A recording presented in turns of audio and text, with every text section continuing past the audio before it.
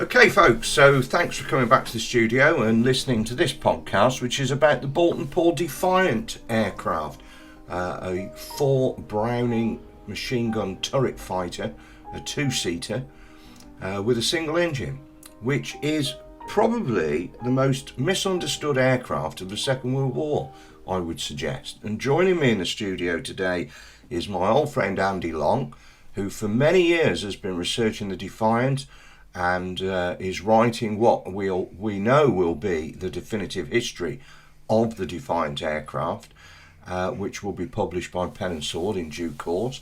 So Andy, welcome to the studio. Yeah, thank you very much. Welcome back. We've got some videos on the channel that we recorded yesterday about the Defiant, but we thought we'd drop a couple of pods today. So in this one, we're going to talk about how the Defiant came to be, considering it arose at a time of single-engine fighters like the Supermarine Spitfire, the Hawker Hurricane, and of course their lethal adversary, the Messerschmitt 109, all of which are just single-seaters, Andy, aren't they? Yeah. So tell us, how did the Defiant come about? Well, it first came about that they were looking for something to emulate the Bristol fighter, which was incredibly successful at the end of World War One, and they pulled together a specification for what is referred to as a turret armed fighter. The idea would be that it would be either a low wing single engine monoplane or a twin engined fighter with either a manned or remotely operated turret. The winner of the actual tenders for the specification was the Boulton Paul Defiant, And that was based in Wolverhampton, wasn't it? Boulton Paul originally started in Norwich, but later moved towards Wolverhampton, Pendleford. Yeah, Right. And it was an aircraft that ostensibly became almost like built around this exceptionally good turret design, which was French. Right. The turret was actually offered, the rights for the turret was actually offered for sale to the Air Ministry, to Boulton Paul, to Fraser Nash. Now, Boulton Paul had already had experience with the first powered turrets that are actually fitted into the But before we get into all that detail, okay. What's the idea then of this turret fighter? I mean, we're talking about the Bristol fighter from the First World War, which, as you say, towards the end of the war, it was highly successful. You've got the forward-facing pilot and the rearward-facing gunner in an open cockpit aeroplane, haven't you? Yeah, that's right. And then we've got this idea that there should be a similar setup, sort of vis-a-vis the new modern monoplane fighters, I guess. And that's where the Defiant story begins, isn't it, really? The idea would be that it was to engage enemy aircraft, where the pilot would put the air gunner into an advantageous position to bring down their target. Wouldn't be in a position where it would be directly behind it, would actually be in a flanking position. Yeah. The problem is that the Bristol fighter later on, not initially but later on, was fitted with forward firing guns. Right. And the Defiant remained throughout its entire service as just an aircraft with a power turret. Right. Which, when you look at it, when you look at the record of the Bristol fighter, it does put it at a distinct disadvantage without having any forward facing armament. Well, I think yes, indeed. But I suppose, in fairness, what we all need to understand is that before the war, the tactical thinking and the strategic thinking was that any air attack on Britain was going to come from bases in Germany. Indeed, yeah. By twin-engined, comparatively ponderous bombers, crossing over the North Sea and approaching England via the East Coast. Yes. And that those aircraft will be unescorted by single-engine fighters because England will be beyond the range of the ME-109s based in Germany. So the other fighter-to-fighter combat was never envisaged, and fighter-to-fighter combat is very fast, very, very, very fast moving with closing speeds of 700-800 miles an hour, even sometimes. So all of that has a part, doesn't it, in the Defiant story? Yeah. And then in the event, of course, we end up with Hitler's unprecedented advance to the Channel ports, which puts the Pas-de-Calais at his disposal for his single-engine fighters, and that then even puts London within their range. Yeah. So we're talking about, I mean, that's the Battle of Britain, obviously, but prior to, we got Defiance engaging Me-109s during the fall of France, the Dunkirk campaign, and things. So what actually happened in the event was completely contrary to what was perceived before the war, wasn't it? Oh, totally. There was always the mantra of the bomber will always get through. Indeed. But the rapid fall of Europe was not even thought of. Well, it was just incredible, wasn't it? I mean, I don't think people realise today, and France was actually the greatest military power in Europe, not Germany. And for the old country, for France to fall, and to fall in 6 weeks, it was just incredible. Yeah. It was a catastrophe for the Western democracies, an absolute catastrophe. So, these are stirring times, aren't they? Oh, definitely.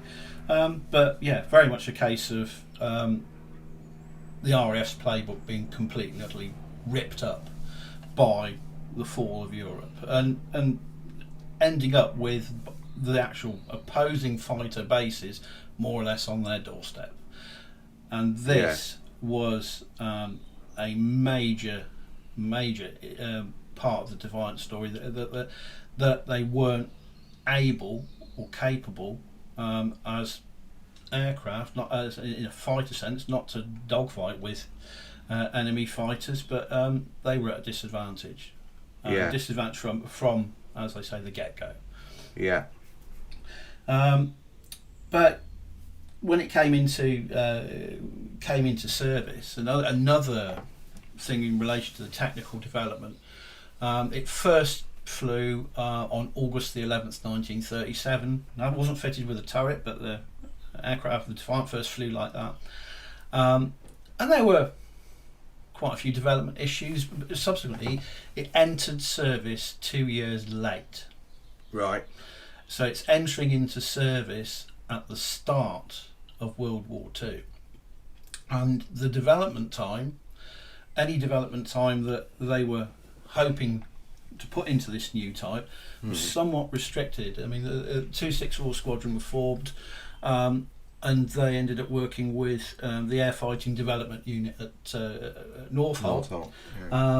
And did their level best to actually work out how this Defiant was to be used to its best advantage.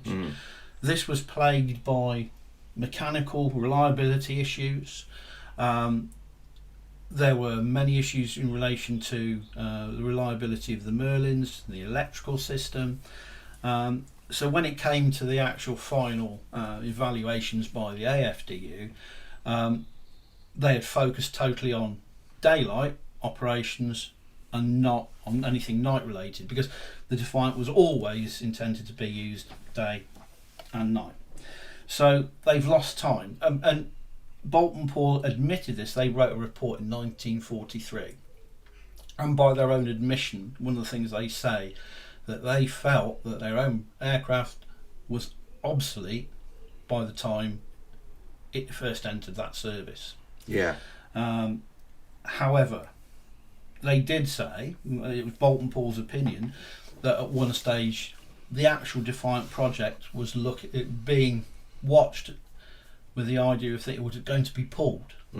And they felt that some unknown individual somewhere in the Air Ministry with an incredibly keen interest in air gunnery, and in particular this turret, had saved them and kept the type going. Another thing is that the fact that Hawkers brought their own version to to prototype status, and that when they actually went into the performance figures would actually outperform the Defiant. It actually was the first choice, but because issues with production at Hawkers meant that this was swapped round, and any contracts were then given to Boulton Paul. Right. So that was the Hawker Hotspur, which looks like a Hurricane on steroids. And later versions were Henleys, which were target tugs and air gunner training. But yeah, so you've got a type that, in a sense, has almost like dropped into the pole position as the RAF's turret fighter by default. And as Boulton Paul said in 43, obsolete. Now, when it went into service with 264, I was saying about technical issues. A very common thing were engine failures. Engine failures, coolant failures. 264 had several damaged and written off in crash landings. And when it came to sourcing spare parts from Boulton Paul, there was a real problem getting hold of the spares that they needed. Right. And I've actually got a document which lists during one month on the squadron 3 airframes and the list of what has actually been cannibalised off them to go from one particular aircraft. They're making out it's going to go on to another Defiant, and out of these 3 airframes they were losing parts at an alarming regularity just to keep others airborne. So in a sense its start wasn't auspicious. No. There was also in the sense that there was some of the more experienced RAF pilots that resented the idea of becoming a Defiant pilot because it was in a sense taking away their freedom as a pilot to engage a target. A good way, difficult. I would think that the whole Defiant crew thing, it's a difficult scenario, isn't it? Because the thing about the Defiant, I mean, I know that we've got this argument that, you know, people say the Defiant couldn't fire forward, and we know, despite some rubbish videos on YouTube that tell us that that's not the case, it most certainly did, because the turret could be turned with the guns in the forward position, but they had to be at 20 degrees up to clear the propeller arc. And the pilot was able to fire the guns because there was an electrical control in the cockpit, wasn't it? Yeah. However, you know, all of that is going to take time to be twisting that turret around, putting it in that position, and you know, the pilot. There's no gun sight for the pilot or anything. So I mean, you know, technically the Defiant could fire forward if necessary. Practically, it's not going to happen. No, it's not going to happen. Okay, so let's just talk about it. Yeah. You know, in terms of just having this rearwards firing turret, which of course could fire from side to side. I mean, it wasn't fixed rearward firing like Schra's Music, for example, the German oblique upward firing cannon. But to have the fighter combat, all that twisting and turning and very fast, high-speed diving passes, you know, by the 109s, you know, you've got a nanosecond, haven't you, to make up your mind and open fire, and indeed identify the target. So the Defiant is just not in that game. So when you think that these pilots have trained on Hurricanes and Spitfires and Harvards and Magisters and Masters and things like that, and then they as you say, they've had that whole ethos of being a fighter pilot removed, and they're put into a completely different sort of aircraft, isn't it? Yeah. I mean, they were notable. But we'll talk about that because we're going to do. This was just a bit about the technical aspects of Defiant and how it came to be. The next video we'll talk about the operational history of the Defiant. And in the third podcast, we'll talk about some of the personalities who were involved with the Defiant story. So, but yeah, I mean, about the Defiant, at the end of the day, it's got the same Merlin engine as the Spitfire and Hurricane. Yeah. And yet, how much extra weight did that turret put on it? Turret, air gunner, and all the associated hydraulic systems, I think roughly came in at about £850. Right. A good example. That's a fair old weight, isn't it? Yeah, You know? and I mean, obviously, a Hurricane all at weight, and it's a tubular frame, but there was around an £1,800 weight difference between a Hurricane and a Defiant. Obviously, the Defiant being a lot heavier. Yeah. So yeah, £850 with all the associated gubbins, guns, turret, ammunition, air gunner. So that was an issue. In the right hands, despite its weight, it could actually be thrown around quite well. It was an incredibly stable aircraft. But because of the weight, if there are any engine issues, it had the glide properties of a brick, as they used to say. If an engine went, then you were gonna go in. Yeah. Later versions, when it came to the target types, Mark IIs, they were a lot heavier. They had an all-up weight of about £8,000. Right. And there were certain restrictions in relation to tugs and some of the other training style ones where in certain aspects some spinning and flying inverted were totally and utterly prohibited, which mentions this in the pilot's notes. Yeah. But your Defiant, when it first came into service, they did have issues as well in relation to speed. They didn't have constant speed air screws. When it came to performing mock attacks on Blenheims, they found very early on the Blenheims were actually outpacing them. Right. However, this was actually dealt with to actually get it. Otherwise, if it had maintained that incredibly low speed, I doubt we probably would even seen it go any further. No. Because Dowding was very, very interested in the development, but had stated that there's no way I want the Defiant to ever get involved with dogfighting. Yeah. It's not a dogfighter. He said that from the very, very start. It is not a dogfighter. Now this is quite extraordinary. It is, sorry about that. So it's quite extraordinary, remarkable. Yeah.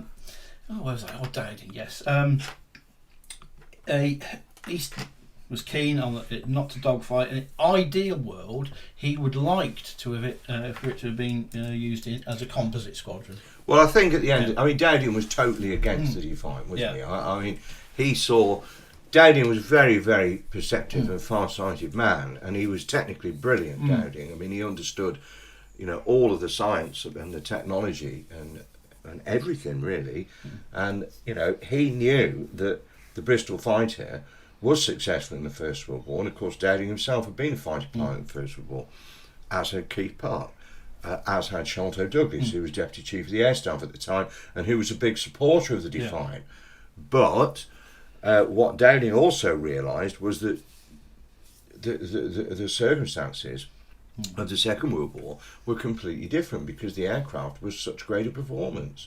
So, he didn't think that the Defiant was going to work, and it didn't really. Let's be fair. I mean, it was withdrawn as a day fighter, and Dowding was right, and Dowding saw the investment in the Defiant as a waste of money that could and should have been spent on more Spitfires and Hurricanes. Indeed, simple as that.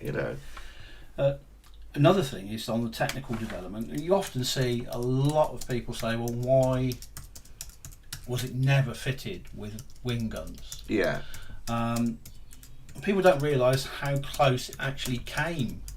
Yeah. To actually being fitted with wing guns. And this happened after 141 squadron got decimated on 19th of July over the Channel. Yeah. And squadron leader Dickie Richardson had stated, he said, I think we could have done better if we'd had wing guns.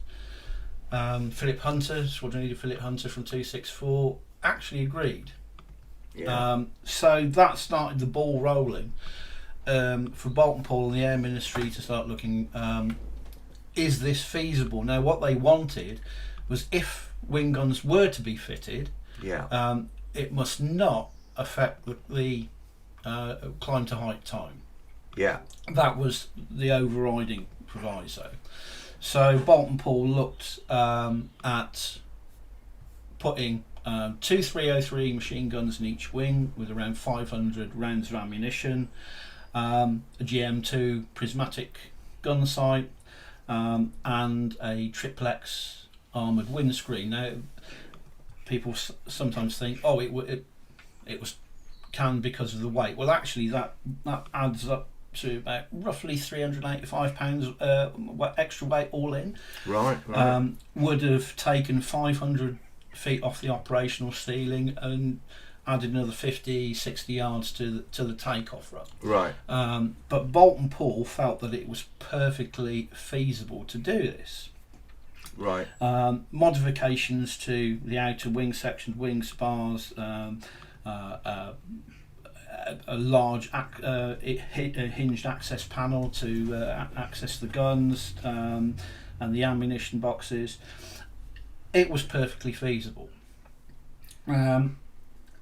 This was dragging on in 1940, and the suggestion was that what we will do is that when the new Mark II starts rolling off the production line, we are going to fit these 303s.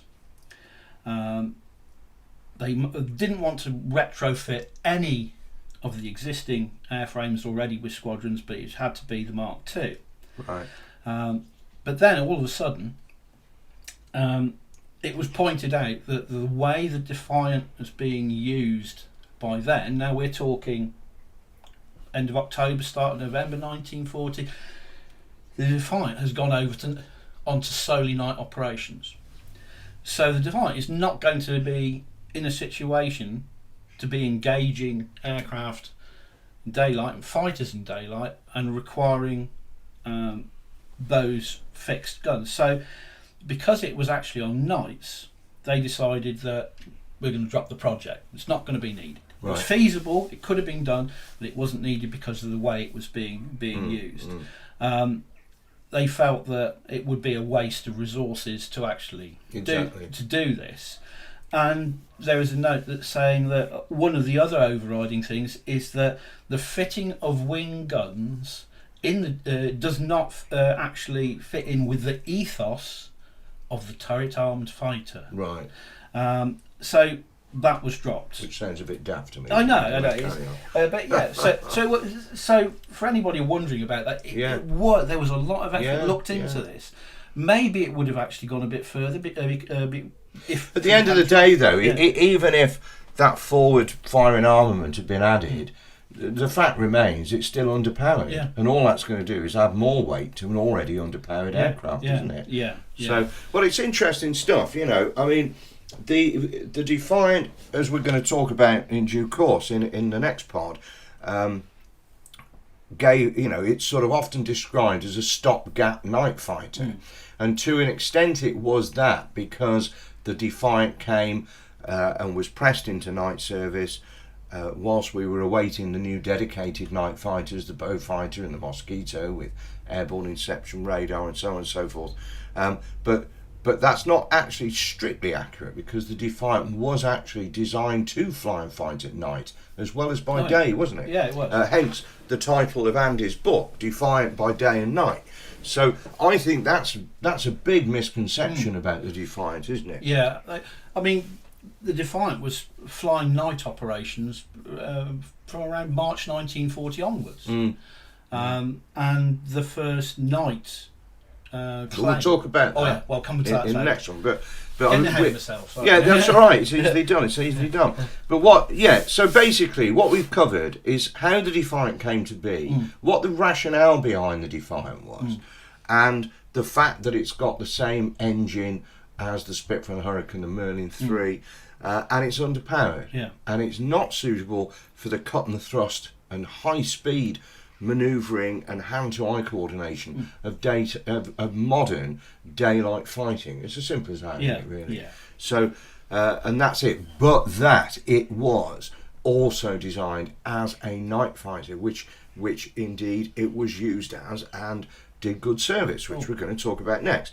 So we've sort of covered that now as a Defiant. So I think what we've got there is the basis of fact, and these are facts because there are some really god-awful videos about the Defiant on YouTube that people have just got completely the wrong end of the stick because they've not done any original research with primary sources or anything like that Andy and I have both done, and Andy especially on the Defiant, every aspect of it, the technical aspects of it, the operational aspect of it, the lot. And it's very easy to just regurgitate mistakes that people have made over the years and just definitely. keep, I mean, it's the same with authors. So, what we're trying to do here is sort of pave the way for Andy's book to come out because, I think that there's so much been written. The bibliography of wartime aviation is enormous.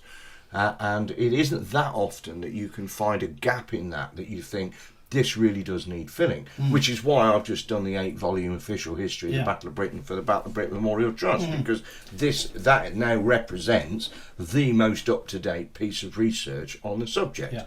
So, it was important that was done because we've come a long way since the early works, for example, like Battle over Britain, Francis K. Mason, and the Battle of Britain Then and Now, and so on and so forth. And your Defiant book is very much like that it is an essential book. There are a couple of books out there about Defiant, certainly one I can think of anyway, that came out fairly recently, about 5 or 6 years ago perhaps, that's proliferated with mistakes. And this is a whole different thing. So the idea really is folks just sort of understand about the level of detail Andy's gone into this, and that this book is going to be the one that we're all going to need on the shelf if we ever need to refer to anything about the Defiant. So thanks for that, Andy, and thanks everybody for listening. We'll record another one now, try and do this in bite-sized chunks. So if you like what we do, please subscribe. You can watch the videos, listen to the pods at your leisure, and it's all free. I think we've got something like 62 or more videos online now, and we're adding content to that constantly as time progresses. So I'd like to think it's a channel for connoisseur Battle of Britain historians, really. It's not a roll up, flashy gimmicks and graphics sort of operation. We want people to join the conversation, join the community, and get some serious historical discussion going. That's what it's all about. So thanks very much, and we'll be back and talk to you again soon. Cheers. Cheers.